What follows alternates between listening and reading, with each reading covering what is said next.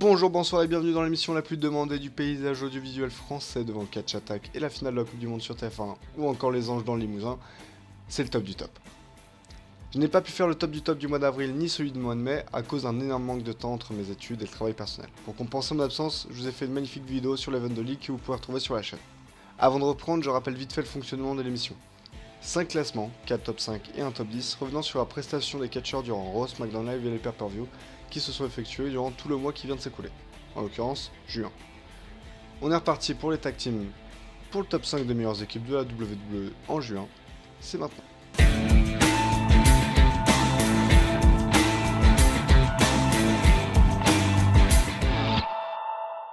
À la 5ème position, Breezango, je suis vraiment content de les voir dans ce classement. Ils divertissent SmackDown à la manière de l'Attitude Era, comme le faisaient des équipes comme APA, Second World Connection ou encore Booker T et Goldust, d'une autre manière, mais très agréable. À la 4ème position, The Usos, comment ne pas les remarquer? Les champions par équipe de SmackDown Live dominent et ils sont très forts et fourbes. À la 3ème place, Soft, Enzo et Big Cass, une dernière gloire avant la fin, l'histoire de l'attaque a beaucoup fait parler d'elle, à l'écran comme sur les réseaux sociaux. Elle prenait une place importante à Raw, maintenant à voir s'ils arriveront à atteindre le top du top des superstars. À la 2ème place, The New Day. Depuis leur arrivée à SmackDown Live, ils se faisaient attendre. Maintenant qu'ils sont là, ils sont dominants. Aucune défaite, Becky étant même à 3 victoires ce mois-ci, sans compter le fameux segment, ils prennent facilement la seconde place. À la première place, Beer Chocolating Corporation, alias Cesaro et Sheamus. Les champions ont été explosifs ce mois-ci comparé aux autres mois. Ils étaient bien moins présents backstage ou au micro, mais ils étaient très présents pour botter des culs à Raw et récupérer le titre Extreme Rules avec 3 victoires, un no-contest et une défaite. Raw et SmackDown nous ont offert beaucoup de grosses rivalités ces dernières semaines, et il est temps de faire le classement des 5 meilleures confrontations de juin.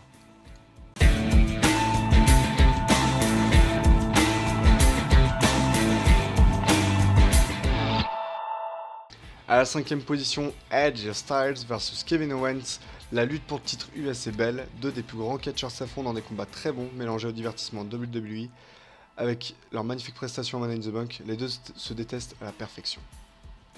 À la 4ème position, Hardy Boys contre Beer Choco et Cage, Cesaro et Sheamus. C'est sans surprise une des rivalités qui hype le plus. Chaque entrée des Hardy Boys dans l'arène est une explosion et chaque combat entre les deux équipes est un match haletant. À la 3ème position, The New Day contre les Usos. On en parlait tout à l'heure, ce sont des membres importants de SmackDown actuellement. Leur rivalité a beaucoup d'ampleur. À la 2ème position, Samoa Joe contre Brock Lesnar. Rempli de spots fous, Samoa Joe a réussi quelque chose de grand malgré le challenge de Brock Lesnar. À la première position, c'est pas deux mais 5 superstars qu'on récompense. Natalya, Tamina, Charlotte, Becky Lynch et Carmella. Les 5 Madame du Money in the Bank ont été les 5 machines qui nous ont offert les 2 premiers Money in the Bank féminins avec un intervalle de seulement 9 jours, dont le premier Money in the Bank dans un show hebdomadaire. On ne peut rien faire de mieux que les remercier pour leur travail, puisqu'elles étaient très présentes hebdomadairement et leur travail avec les échelles a été très impressionnant. Merci mesdames. Et quand on parle de femmes, on ne s'arrête pas. Passons directement au top 5 le plus classe du monde, le top 5 Women's.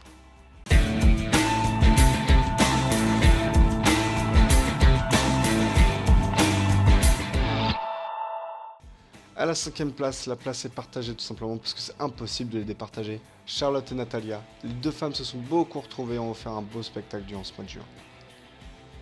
À la 4ème place, Alexa Bliss. La garce de Raw a eu beaucoup de difficultés depuis sa victoire contre Bayley. Son titre est en danger et elle doit magouiller au possible pour le conserver. C'est une réussite jusqu'ici pour la championne, mais tiendra-t-elle jusqu'à la fin du mois de juillet? À la 3ème place, c'est Sasha Banks. Son main event où elle réussit à mettre à terre la grande Nia Jax l'a fait sortir du lot. Mais si elle veut vraiment être la boss, va falloir faire encore mieux. À la 2ème place, Naomi, la championne du show bleu, a fait face à la Russie et a dominé. Elle s'en sort bien, mais attention à la femme à la manette. Et à la première place, la femme à la manette, Carmella, 2 fois Miss Money in the Bank, elle a offert des spots plus ou moins appréciés par les fans pour devenir la grande femme à craindre pour les prochains mois. Tout repose sur ses épaules désormais. Carmella qui gagne un Money in the Bank 2 fois. Waouh. Mais c'est pas tout. Voici le top 5. Waouh. Revenons sur les 5 plus gros moments de ce mois de juin.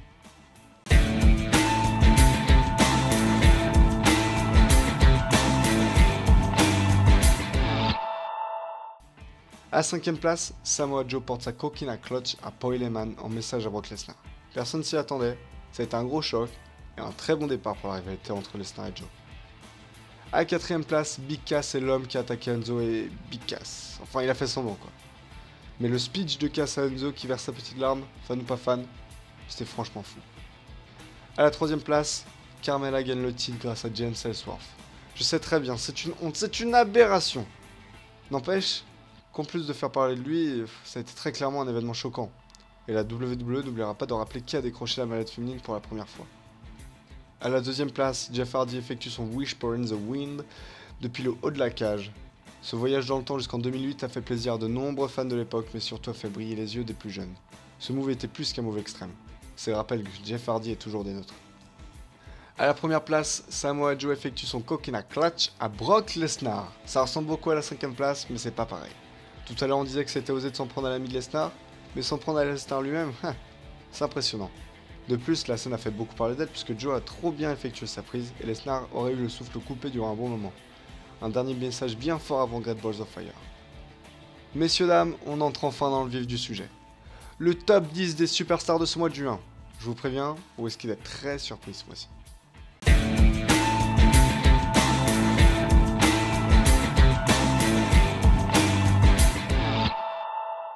À la 10ème place, Dean Ambrose.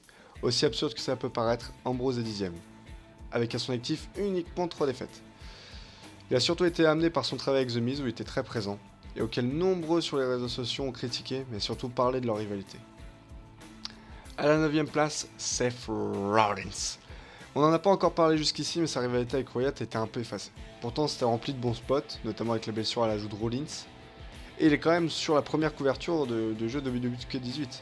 Ça n'a aucun impact sur le top, mais c'est la classe.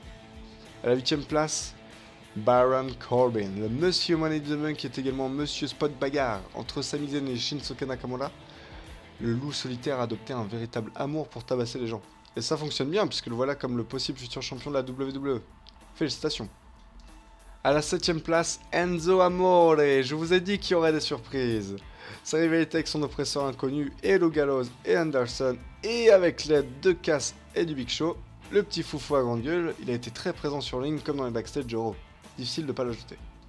À la 6ème place, le champion de la WWE, Jinder Mahal. Ça peut vous surprendre, mais il a complètement sa place ici. Déjà parce qu'il est champion, mais malgré sa présence à SmackDown courte, mais bon, s'il restait trop longtemps, vous serez en train de vous plaindre, ce mois-ci, Jinder Mahal a fait 3 matchs pour 3 victoires. On a bien mis Ambrose qui a perdu ses 3 matchs, ne cherchez pas la logique, c'est compliqué. À la 5ème place, Cesaro, le Suisse en compagnie de son frère d'armes irlandais ont tout dominé à Raw. Extrêmement présent, peu ont réussi à faire mieux que ce mois-ci. À la 4ème place, Sheamus, l'Irlandais en compagnie de son frère d'armes suisse ont tout dominé à Raw, extrêmement présent, peu ont réussi à faire mieux que ce mois-ci. À la 3ème place, Big E, la plus grosse surprise de ce mois-ci, mais moi j'ai du mal à expliquer sa présence si haut. Après tout, il a 3 victoires à son actif sur 3 matchs, en plus d'une forte présence au micro grâce au New Day. Donc bah, bravo Big, hein. Tu passes à la maison quand tu veux.